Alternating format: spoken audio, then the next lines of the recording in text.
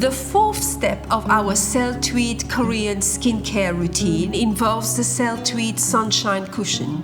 This is an amazing SPF. I have named it the Rolls Royce of all SPF.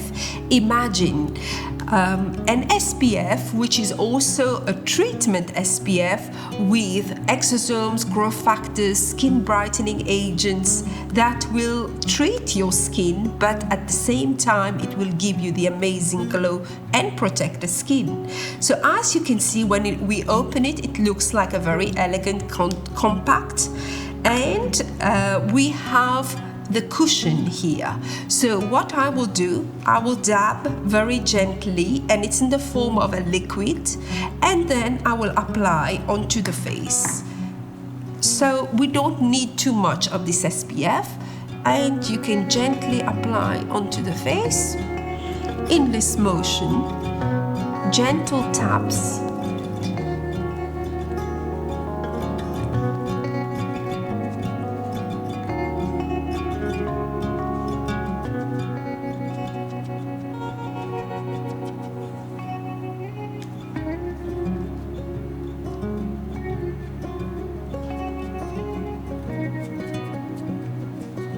It feels very luxurious.